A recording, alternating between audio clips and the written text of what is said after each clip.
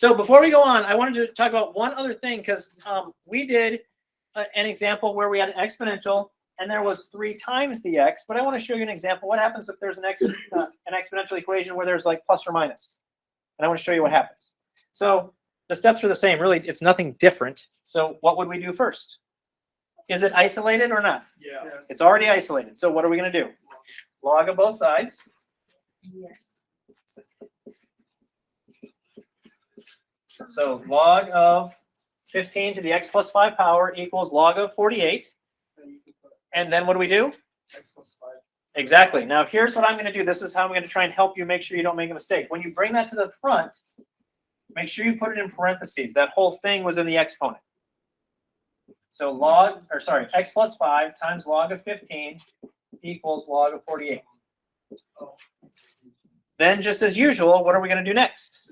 Oh, no. I divide by 15 on both sides. Divide by log of 15 on both sides. So we have x plus 5 is all that's left over here, right?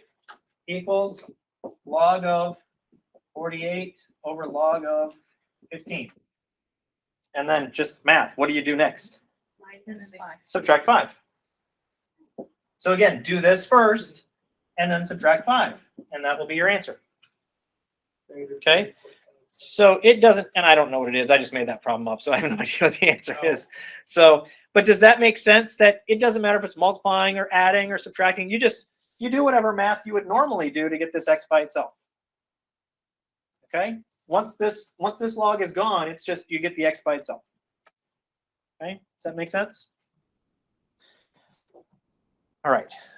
People are writing that down very diligently, so I don't want to necessarily erase it, but are we good?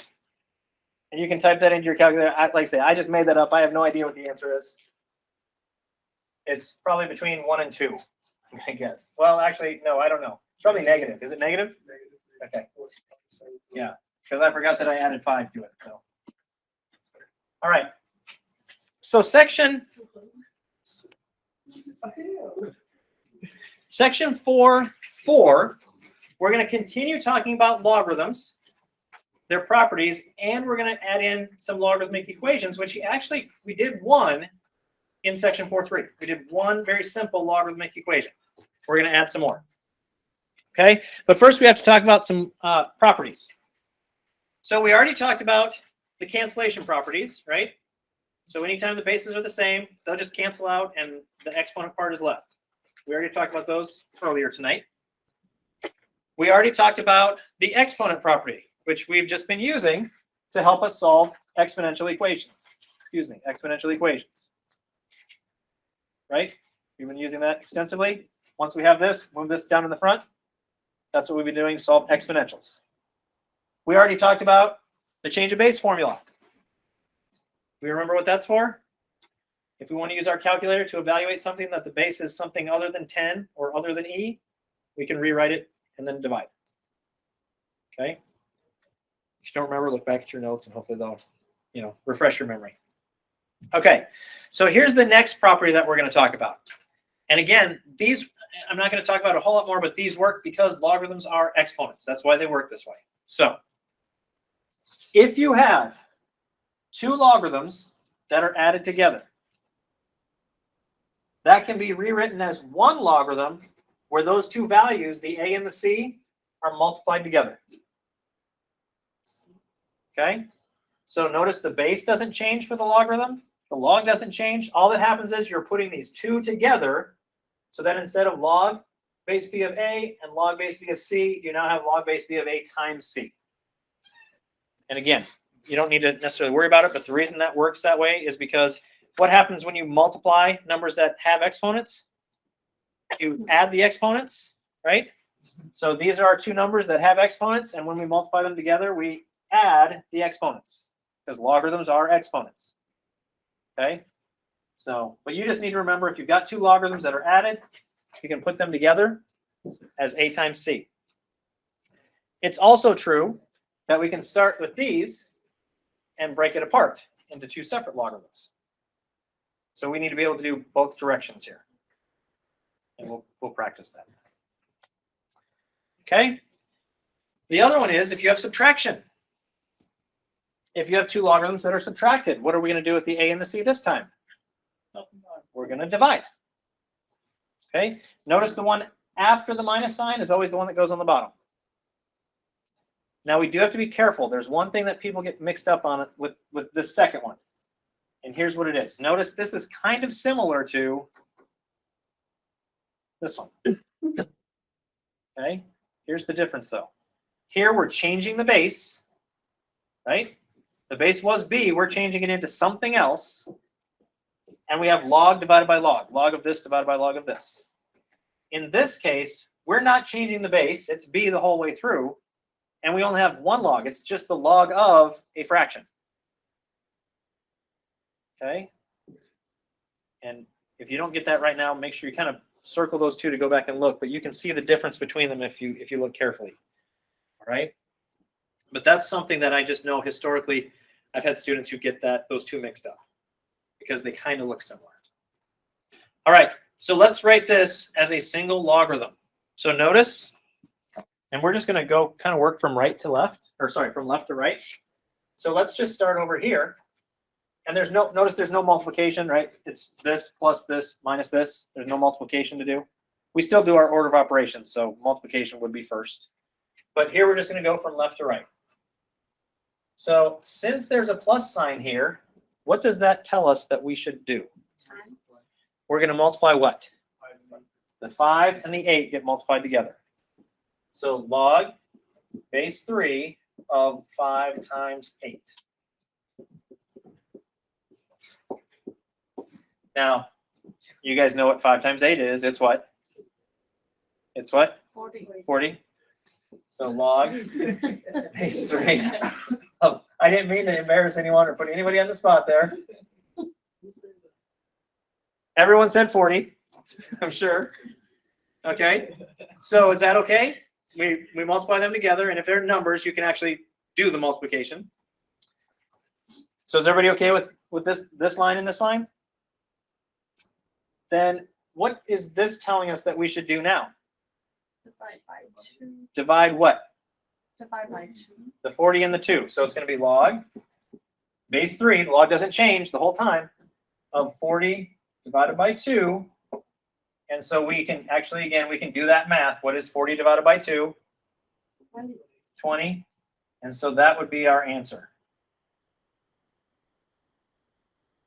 You don't need a bracket again? Nope. Oh, you mean parentheses around it? You can put it there. If there's just one number there, it doesn't matter. The basic rule, and this is probably more technical than we need to be, but the basic rule is if you've got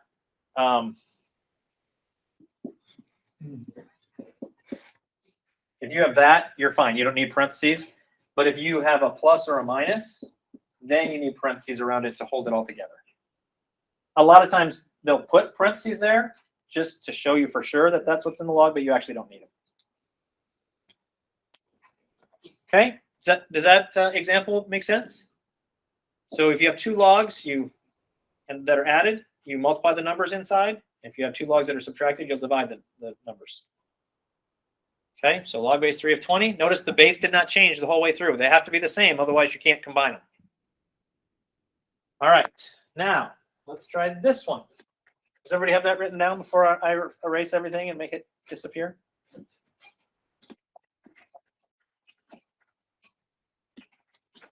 Okay, so this one, notice you have 2 times log of 5 plus log of 4.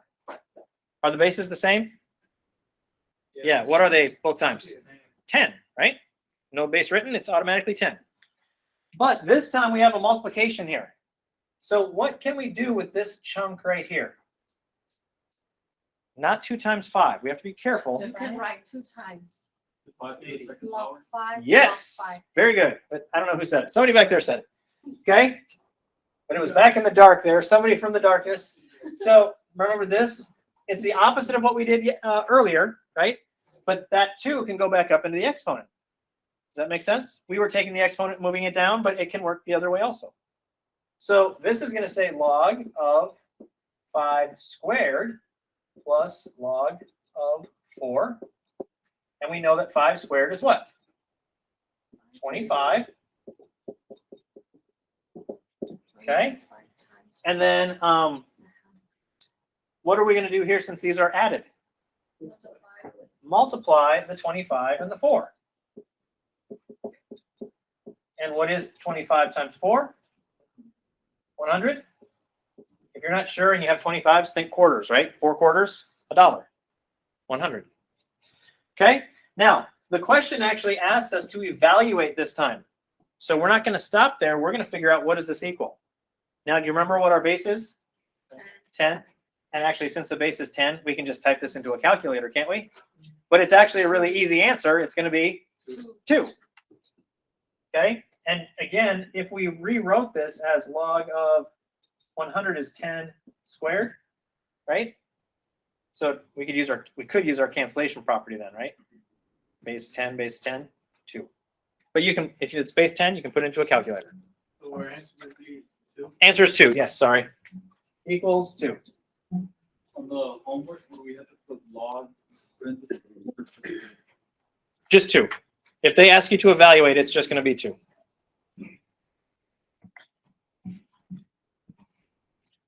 Oh, I guess it says without a calculator, so I wasn't supposed to use a calculator. All right, so any questions on that one? Make sense? Some of those rules that we're putting together? Okay, well, let's see what we can do with this one.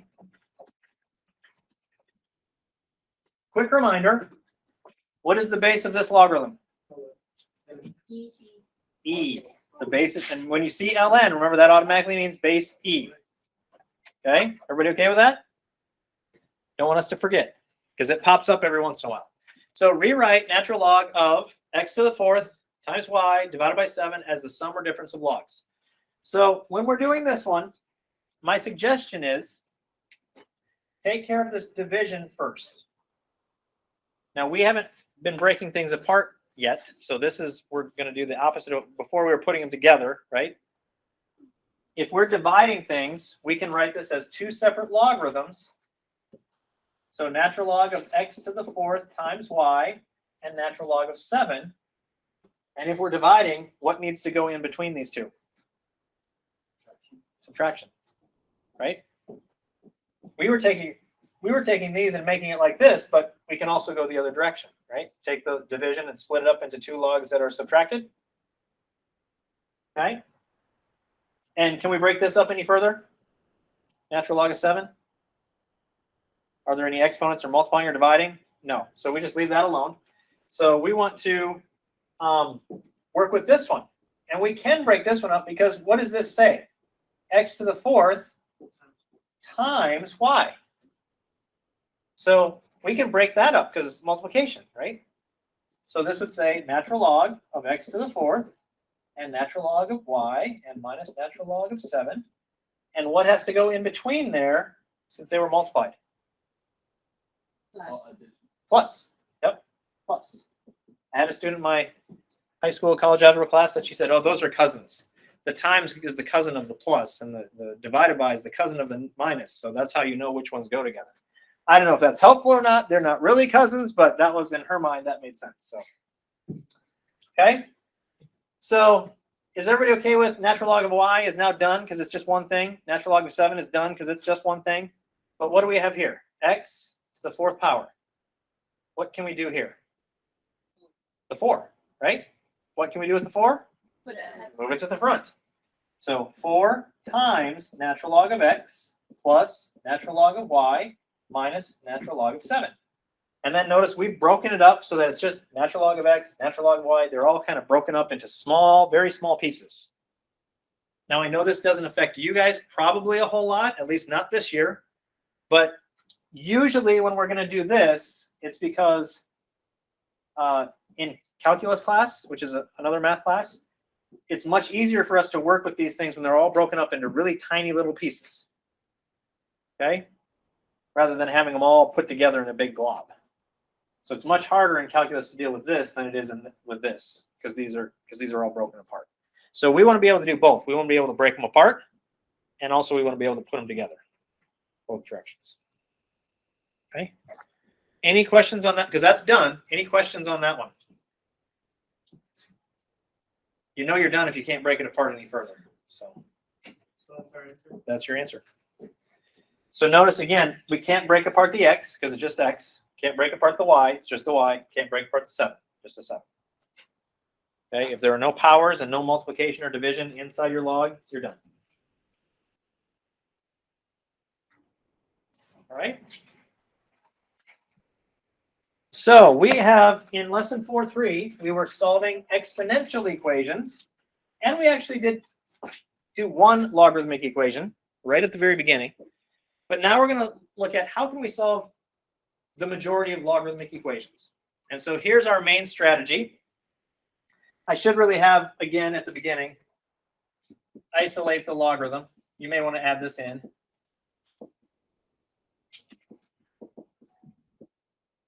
Okay, isolate the logarithm, which means log of something, log of whatever's in the parentheses. You isolate that, get that by itself, just like we did with the exponentials. Then once we've done that, then we're going to rewrite the logarithmic equation into exponential form. Because, okay, let me make sure I review. In an exponential equation, where's the variable going to be in an exponential equation? The variable will be in the exponent, right? In a logarithmic equation, the variable is stuck inside of the logarithm. That's why it's called logarithmic. Okay? Our goal, just like it was with exponential, we had to get the variable out of the exponent so that we could work with it. So we got it out in the front of the logarithm. Our goal with these logarithmics is get that variable out of the logarithm so it's not stuck in there. And once it's not stuck in there, then you can solve for it, just like we did with the exponentials. So this is how we get the variable unstuck or out of the logarithm. We're going to rewrite it from exponential form to, from logarithmic form to exponential form. Okay, which we were practicing in the last section. So hopefully we'll kind of remember that. And then after that, you do your algebra to solve. So let's take a look at this first one. Notice, where's the variable? Right here inside the logarithm, right? Log of 2x minus 6. This whole thing is one big chunk of stuff. Is it already isolated? Yes. It's by itself on one side of the equal sign. So we're ready to do our main step. Our main step is, and we're going to see how much you remember from 30 minutes ago, to rewrite from log form into exponential form. So what did I mention that we always have to identify first when we look at this, and we're going to switch it? The base. What is the base here? 10. Very good. We're doing good so far. It's going to be 10 to what power? 2x. The third power. Okay, 10 to the third power equals 2x minus 6. All the stuff that's in that parentheses. 2x minus 6. That's longer than the ones we were doing, but that's still how you do it. Okay? Does it make sense that that kind of looks like a pretty normal equation that we've seen in the past now? Yeah. Now we do have one thing we want to do. What is this? 10 cubed. And you can use a calculator. I don't care. It's 1,000. So 1,000. And then let's do the math. How do we start getting that x by itself? Add 6. So that cancels. Add 6 over here. 1,006 equals 2x. And what else do we have to do? Divide by 2. So x equals 1,006 divided by 2 is going to be 503. Now, remember how I said you could check with your exponentials to see if you have the right answer? In logarithmic equations, we actually have to check one thing. And what we have to check is that if we take this number and plug it back in here, that this parentheses will still be positive. We have to check at least that much. So if I take 503 and multiply by 2 and then subtract 6, will that still be a positive number? Yes, it'll actually be 1,000. But that's what we have to make sure, and here's why. It is impossible to take the logarithm with real numbers. It's impossible to take the logarithm of a negative. So grab your calculators. We'll just try something quickly. I know what's going to happen, and you're going to see what's going to happen. But take the log of negative 20. And what do your calculators tell you when you do that? Some sort of a problem, right? It's because you can't do it, not with real numbers. And so your calculator is going to tell you there's a problem here. So if we ever get this answer and we plug it back in and we get a negative, automatically we know something's wrong. Now, it might be that there's just no answer. That can happen sometimes. Or it might be we did something wrong as we were solving it. Okay? So we at least want to check that, because even if we did everything right, if we plug it in and you get a negative, it means if we did everything right, it means we'd have to cross that answer out and we can't use it. Okay, and I think I probably got an example like that, but we'll see. So 503 was our answer for that one. Does that make sense how we did the log equation? Kind of the same steps. Isolate, but then we rewrite it and then just solve using algebra. All right, so here is another example. Now, do you remember how I said in calculus we like these things to be all broken apart into little pieces? Well, guess what? In algebra, we don't want them broken apart into little pieces. We want them put back together. So we have these two logarithms that are subtracted. What do we need to do with them to put them back together into a single logarithm? Divide. So this is going to turn into log of 50x plus 25 over x equals 2. Okay? Does that make sense? It just becomes a fraction. So now the next question is it isolated? Yes, it is. There's nothing else on the left-hand side except for that logarithm. So after it's isolated, what are we going to do next? Rewrite it into exponential form. That's our main step with these. Rewrite it into exponential form. So how do we do that? What do we identify first? Base is 10. To what power? 2 equals, and then equals all this stuff. 50x plus 25 over x. And again, let's simplify this. This is 100.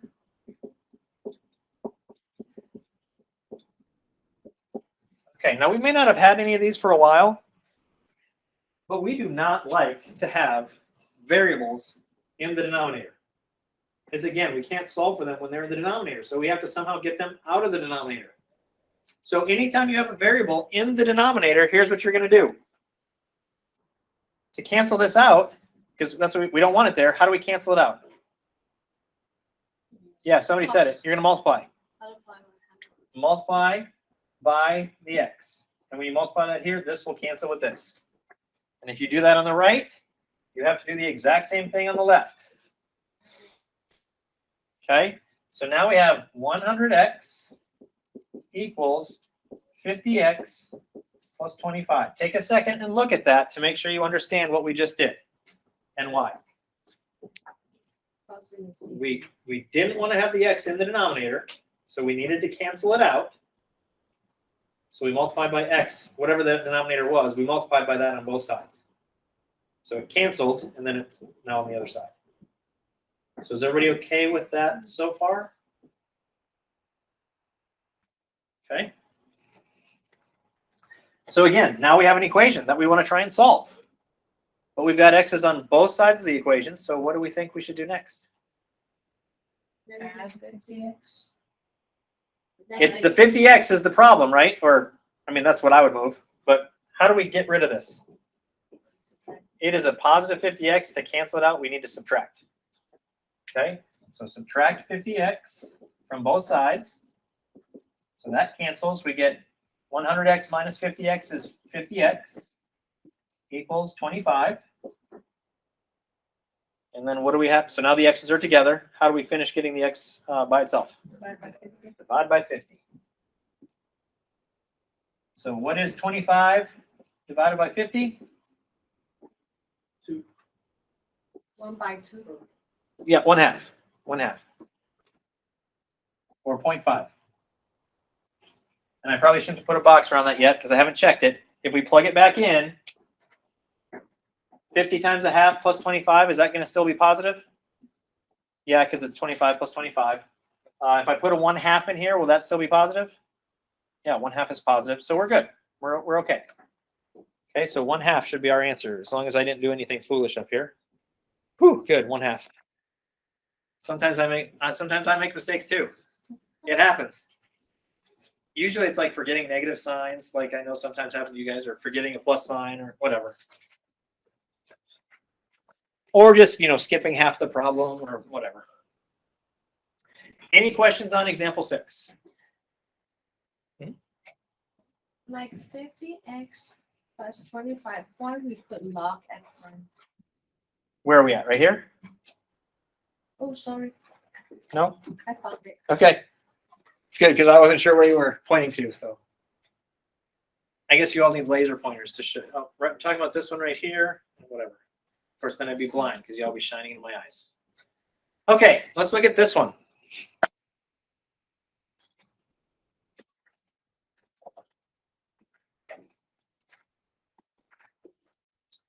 All right. So what do we notice about this one? We've got 3 logarithms, right?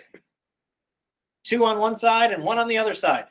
So let's start out by putting these 2 together. And we can do that because they have the same base, right? And there's a plus sign. So what are we going to do with them?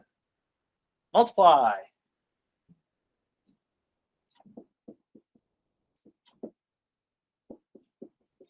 And I'm going to put a big bracket here to show that's now all one logarithm. You don't necessarily have to, but just to emphasize.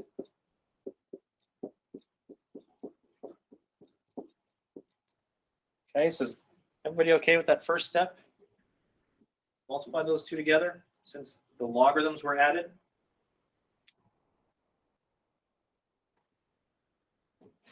Now, here's actually a nice property, and we don't get to use it very often, but in this case we can. When you have a logarithm on this side, and that's all we have over here, right, is the logarithm of this stuff, and you have a logarithm on this side, and that's all that you have over here, and they have the same base, what happens is those logarithms can just, those logarithms just go away. And the reason they go away is because, remember a couple weeks ago we were talking about one-to-one functions when we were talking about inverses? Logarithms are one-to-one functions. Here's what they actually look like. If I was going to, you don't have to worry about graphing them, but here's what they look like. In general, they look like this. And so you remember the one-to-one functions? They have to pass the horizontal line test. And so it is a one-to-one function. But what it means is, if you know the output, if you know the outputs are the same, you automatically know the inputs are the same. That's what happens with one-to-one functions. There's only one pair that goes together. And so if this is the output, this whole thing, then the inputs also have to be equal. And so we can just drop those logarithms off. Anytime you have log of this equals log of this, and the bases are the same, you can just drop them off. So we've got our equation set up here, and we want to try and solve it. What do you think this is actually, the equation part is the hard part this time. What do we have to do to try and solve this equation? What would you do first? We're going to multiply. We're going to distribute. So multiply this. X times x is x squared. X times 1 is 1x. 2 times x is 2x. 2 times 1 is 2. And this side we haven't done anything with. Okay. So now that we've distributed and all those parentheses are gone, can anybody tell me from deep in your minds what type of equation has this turned into? We can make a fraction, like a both bracket. 2 times 1. Yeah, factoring. Yeah, factoring. So this has turned into a quadratic. The highest power is 2. It's a quadratic because of this. And in a quadratic, we want to get everything on one side and 0 on the other side. So we like this quadratic to stay positive. So we're going to cancel out this 4x and cancel out this 14. How do we do it? How do we do this? How do we, let me pause. How do we cancel out the 4x? Subtract it. Subtract 4x. So I'm going to do that there to cancel. I have to do the same thing over here. How do we cancel out the 14? Subtract it also. So that cancels, and do that over here. So now we have x squared I'm going to put all three of these together. All the x's. What do we get when we put all those together? Negative 1x. Yeah, negative x. I'm going to go ahead and put the 1 there just to emphasize, but you don't have to have the 1 there. Does that make sense? 1 plus 2 is 3, and then 3 minus 4 is negative 1. And then for the number part, the 2 and the negative 14 gives us negative 12. And now we've got 0 on the other side. So you were right. We do need to factor this. So you remember how we factor? If you don't, we're going to review. This number times this number. 1 times negative 12 is negative 12. Then I got to get my colors. I do this in colors all the time, so I got to make sure I remember doing colors. Since this is a negative, what does that tell us about the signs of the numbers that we're looking for? Because we got to find factors of negative 12. They're not both negative, because when we multiply them, we get a negative. And maybe I just heard you wrong. I'm not sure, but it means one is positive and one is negative. One is negative. Negative is bigger. We'll get there in a second. You're just ahead of me. Okay, we know we have two different signs, right? One is positive, one's negative, because when you multiply them together, you get a negative answer, right? Like a 5 and a negative 30, multiply that, it's automatically negative. But if you have 2 times 3, we know that's positive. Or negative 5 times negative 20, that's positive. So they have to be different signs. Then, here you go, Sally. What does this one tell us then? They add up to be a negative 1, so Negative is bigger. the negative 1 is the bigger one. So when we start listing our factors here of negative 12, the negative 1 has to be bigger. So we could have 1 with negative 12. Does that add up to be negative 1? No, that's negative 11. We could have 2 with negative 6. Does that add up to be negative 1?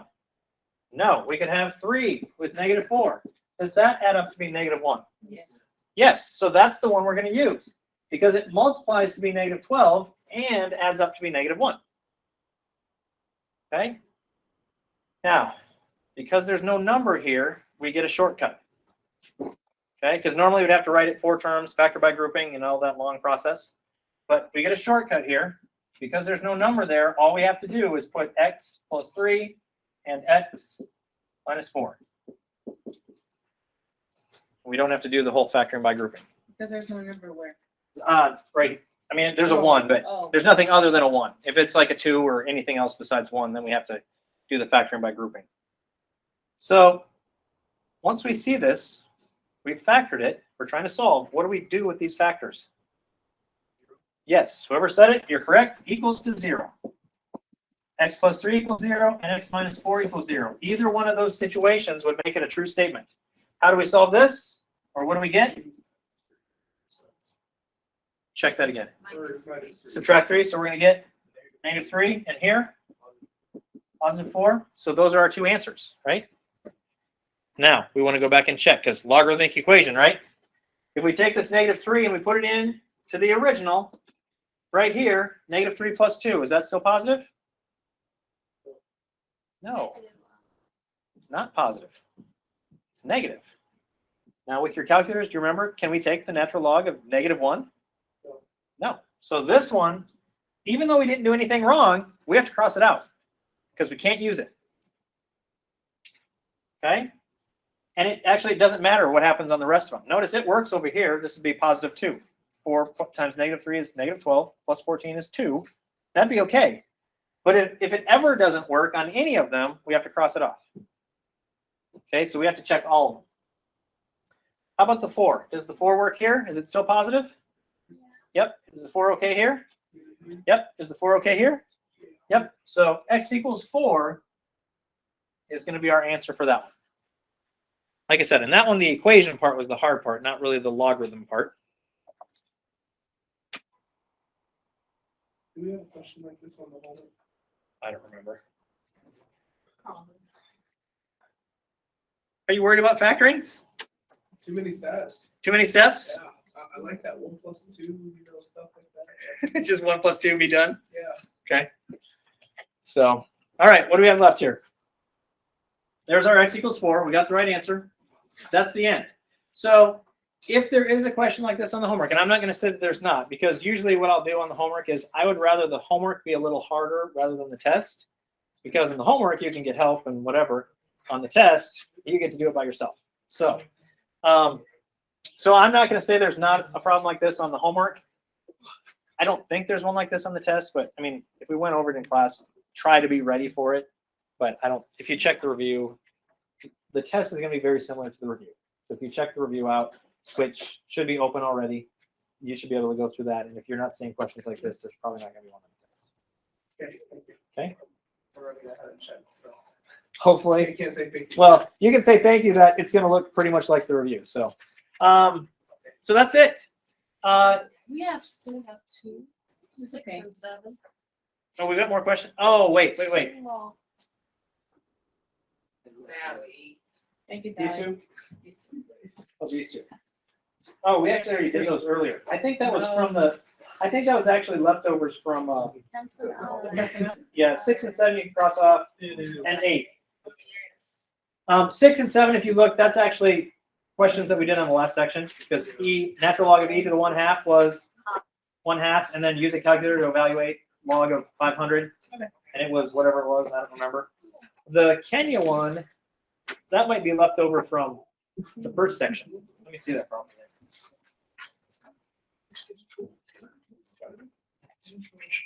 Oh no, this is going to be. I probably just cut that one off and forgot to take it off there.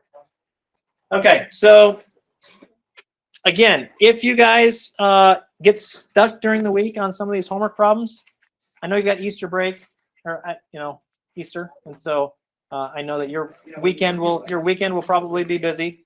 But try to get started on them before maybe the weekend, or I guess after. But if you need to email me, or I know they've got people here to help with tutoring. I know Rhonda asked me to make sure that I mention that to you guys again, that they've got people here to tutor. So don't be afraid to use that resource. Don't be afraid to email me.